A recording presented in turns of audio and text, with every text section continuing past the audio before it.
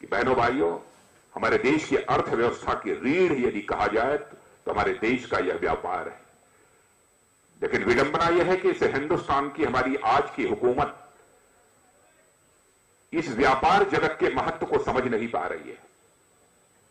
और जब से हमको आजादी हासिल हुई है तब से शायद देश के इस व्यापारिक ढांचे को, देश की इस व्यापार व्यवस्था को सुधारने की दिशा में यदि सरकार ने प्रयत्न किया होता तो मैं यह दावे के साथ कह सकता हूं कि आज हमारी देश की अर्थव्यवस्था दुनिया के विकसित देशों की जो अर्थव्यवस्था है उसके समकक्ष आकर खड़ी हो गई होती।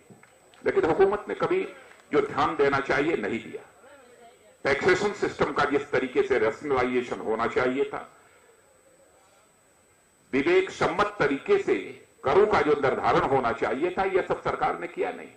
समस्याएं बहुत सारी हैं।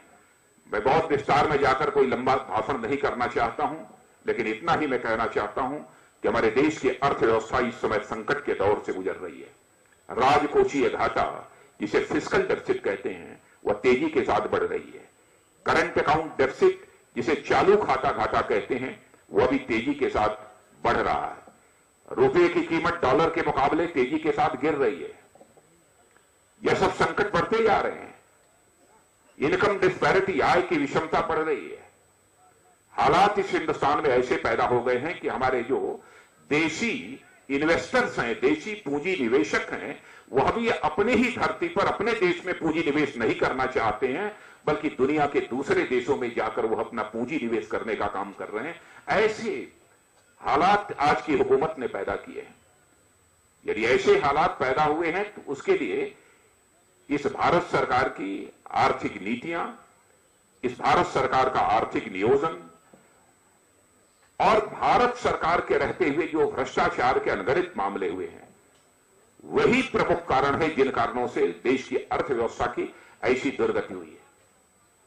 इतना आपको मैं यकीन दिलाना चाहता हूं कि भारतीय जनता पार्टी जब 2014 के चुनाव में जनता की अदालत में जाएगी तो उसके पहले हम देश की जनता को यह बताने का भी यह प्रयास करेंगे कि हमारी यदि भारतीय जनता पार्टी की सरकार आती है तो हम इस देश को किस प्रकार की अर्थव्यवस्था देंगे ताकि हम भारत को आगामी 5 से लेकर 10 वर्षों के अंदर देश का, विश्व का एक सबसे धनवान देश बना सकें। यह कैसे होगा, वह हमारा क्या इकोनॉमिक मॉडल होगा, उसको भी हम देश की जनता को बताने की कोशिश करेंगे। केवल कांग्रेस नेतृत्व की यूपीए सरकार की विफलताओं के आधार पर ही हम चुनाव के मैदान में नहीं जाएंगे। नकारात्मक मुद्दों के आधार पर ही हम चुनाव के मैदान में नहीं जाएंगे। जाना होगा तो हम सकारात्मक मुद्दों के आधार पर जनता के बीच जाएंगे कि हमारी सरकार बनेगी तो हम क्या क्या करेंगे। इन सब सारी चीजों के संबंध में विचार करने का सिलसिला हमारी पार्टी ने प्रारंभ कर दिया है और मैं समझता हूं कि आगामी कुछ महीनों के अंदर ही हम इस काम को पूरा करेंगे। और यह बात मैं इसलिए कह रहा हूं कि भारतीय जनता पार्टी एक रचनात्मक राजनीति करने वाली पार्टी है। हम जनता की आंखों में धूल झोंक कर, जनता को गुमराह करके हम राजनीति करने में विश्वास नहीं करते। यदि हम राजनीति करते हैं तो जनता की आंखों में आंख डालकर हम राजनीति करना चाहते हैं, जनता से नजरें चुरा कर हम राजनीति नहीं करना चाहते। आज आप लोगों से मिलकर बेहद खुशी हुई और मैं आप सभी व्यापारी भाइयों से विनम्र निवेदन करूंगा कि आपके मान सम्मान स्वाभिमान का जहां भी प्रश्न होगा, भारतीय जनता पार्टी सदैव आपके साथ खड़ी रहेगी। आपको मैं यह विश्वास दिलाता हूं और यह भी आपसे निवेदन करना चाहता हूं, कहीं पर वैसे भारतीय जनता पार्टी को प्रारंभ से ही व्यापार जगत का बराबर समर्थन प्राप्त रहा है, हमारे व्यापारी भाइयों का बराबर समर्थन प्राप्त रहा है।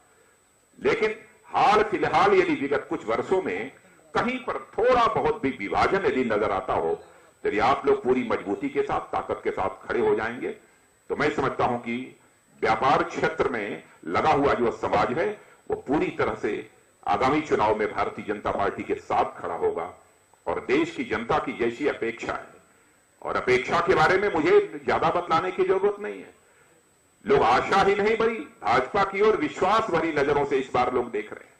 चाहते हैं लोग कि देश में परिवर्तन होना चाहिए और परिवर्तन की अपेक्षा यदि इस देश की जनता की कोई राजनीतिक पार्टी पूरा कर सकती है तो केवल और केवल भारतीय जनता पार्टी पूरा कर सकती है।